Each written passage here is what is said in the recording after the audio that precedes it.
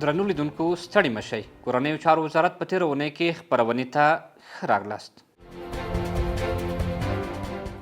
د کورنیو چارو وزارت د امنیتي چارو ستر معاینت اړوند د پولیسو د ځانګړو ځواکونو 495 تنه د ساتنمنۍ او 30 تنه د دعوت او ارشاد له مسلکي روزنو تر بشپړولو وروسته له ښکارقلا پرمختللي روزنیز مرکز څخه په بریالۍ توګه فارغ شول. د کورنیو چارو وزارت د نشهیي توکو پر وړاندې د مبارزې معین الحاج شیخ عبدالرحمن منیر د خپل مل پلاوي په مشرۍ ننګرهار ولایت ته د سفر پر مهال د نشهیي توکو د مخنیوي په موخه له سیمه ییزو مسؤلینو سره غونډه وکړه.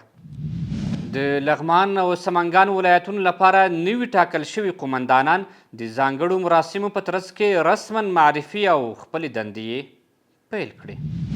د سرپل ولایت امنیه قومندانۍ پولیسو د کشفي عملیاتو په ترڅ کې د دغه ولایت د مرکز اړوند د قاضي کینتي کلي په مربوطاتو کې 2 تښتول شوي ماشومان تر 11 ساعتونو وروسته د انسان تښتونکو له منګولو وژغورل.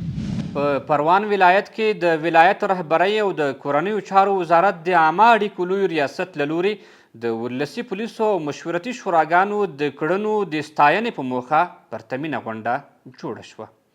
په یاده غونډه کې د ولسي پولیسو د امنیتي او ولسي خدمتونو ستاینه وشوه او د ولایت رهبرۍ او د عامه اړیکو لوی ریاست له لوري د ستاینلیکونو او ډالیو په ویشلو سره د هغوی هڅې وستایل شوې.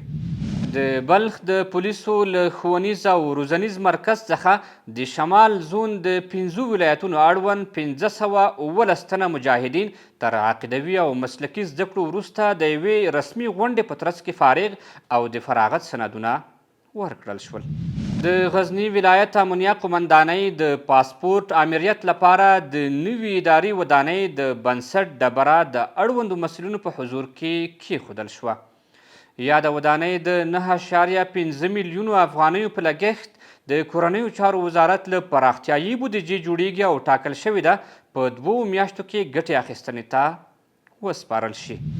دا و د دې اونۍ مهم خبرونه. تر بیا چې ستاسې په خدمت کې حاضریږو په لوی څښتن تعالی جل جلاله مو سپارو. ښې چارې.